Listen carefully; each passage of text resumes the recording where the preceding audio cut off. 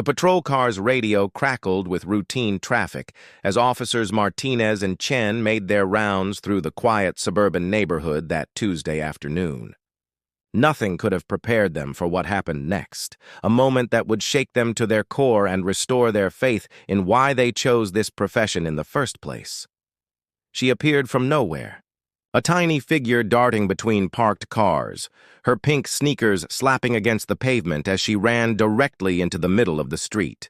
Martinez hit the brakes instinctively, and both officers watched in stunned silence as the little girl, no more than 7 years old, pressed her tear-streaked face against the driver's side window, her small fists pounding desperately against the glass. "Please," she sobbed, her voice barely audible through the sealed window.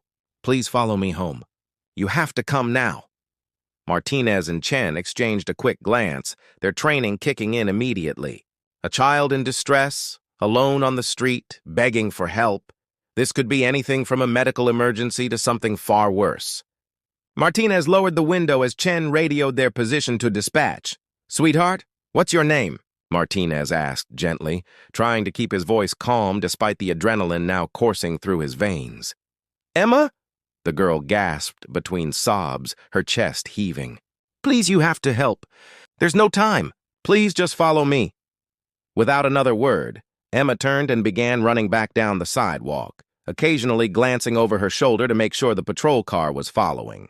Her brown hair flew behind her like a flag, and her small frame moved with a determination that seemed far too intense for someone so young. The officers trailed slowly behind her, scanning the neighborhood for any signs of danger. This was a well-kept area, manicured lawns, American flags hanging from porches, basketball hoops in driveways. Not the kind of place where you'd expect to find trouble. But Martinez had been on the force long enough to know that tragedy doesn't discriminate by zip code.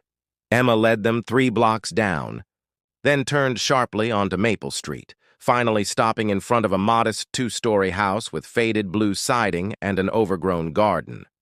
The front door stood slightly ajar. Both officers were out of the car in seconds, hands instinctively moving toward their service weapons as they approached the entrance.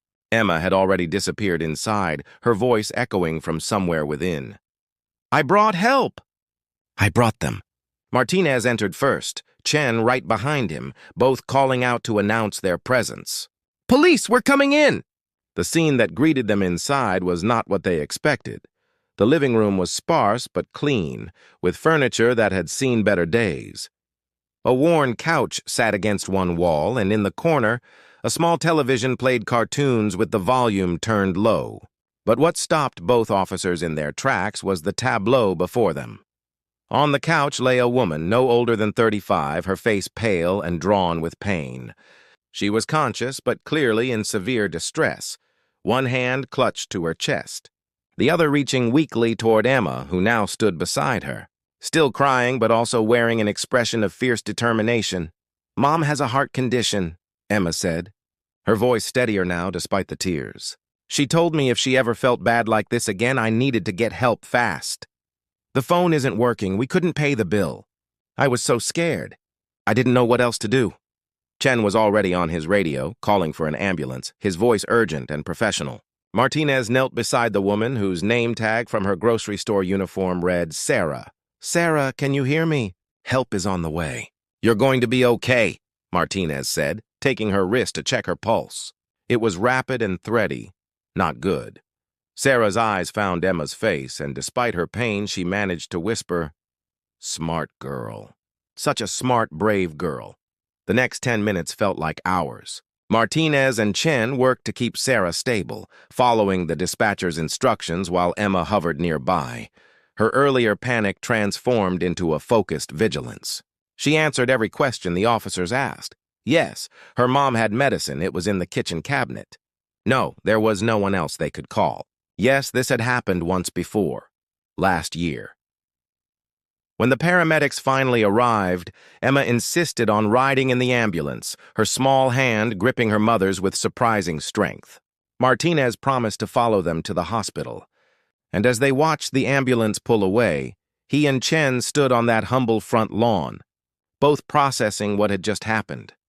That kid just saved her mother's life, Chen said quietly.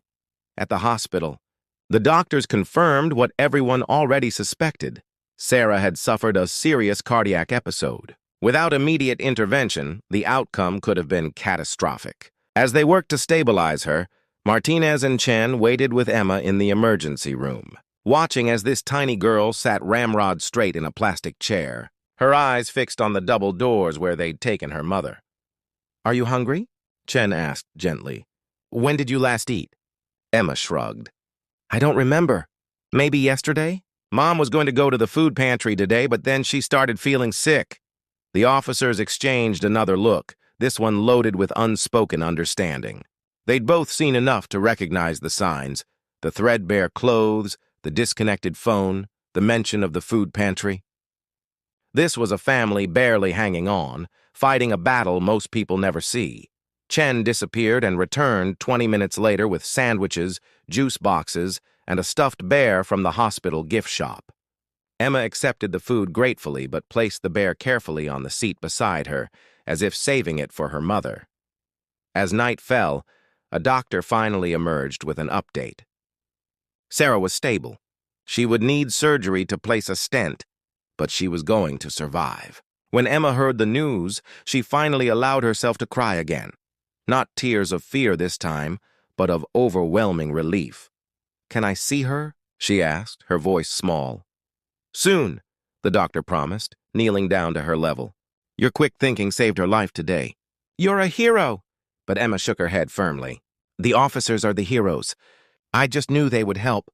"Police officers help people. That's what my mom always told me."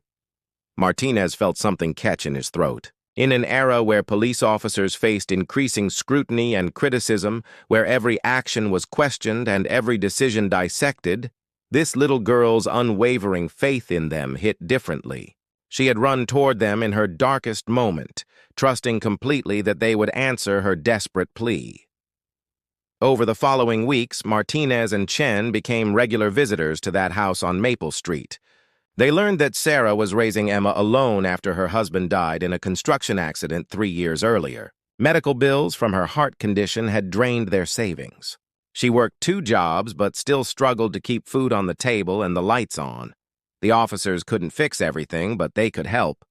They connected Sarah with social services, helped her apply for assistance programs she didn't know existed, and even organized a fundraiser through their precinct. The community's response was overwhelming. Donations poured in, local businesses offered support, and a medical equipment company provided Sarah with a home alert system free of charge. But perhaps the most significant change was harder to quantify. Martinez and Chen found themselves telling Emma's story to anyone who would listen, at community meetings, at schools, to other officers. It became a reminder of why they wore the badge, why they took the oath, why they showed up every day despite the challenges and criticism. 3 months later, on a sunny Saturday morning, the entire precinct gathered at a small ceremony. Emma stood on a platform beside the chief of police, wearing a dress that Sarah had borrowed from a neighbor, her hair neatly braided. She was being presented with a citizen's citation for her bravery and quick thinking.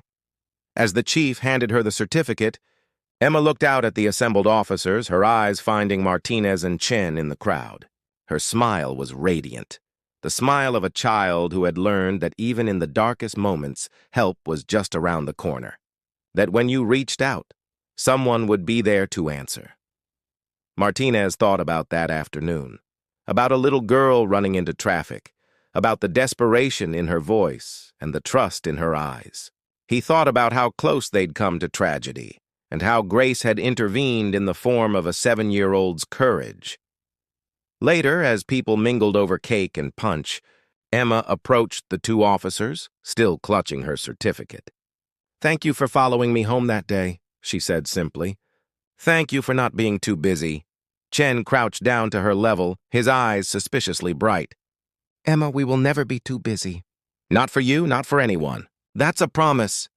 As Martinez watched them, he felt the weight of that promise settle over him like armor. It was easy to become cynical in this job, to let the darkness chip away at your faith in humanity. But Emma had reminded them all that sometimes the most heroic thing you can do is simply show up when someone needs you.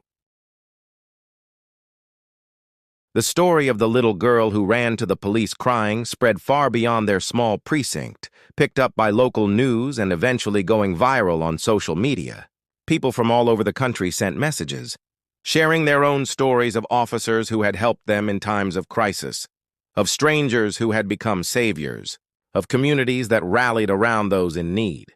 But for Martinez and Chen, the real story would always be simpler than any headline could capture. It was about a child's trust, a mother's love, and the sacred responsibility they carried every time they put on their uniforms. It was about the words Emma had spoken that day in the hospital, words that would echo in their minds for the rest of their careers. Police officers help people. That's what my mom always told me, and they would spend the rest of their lives proving her right.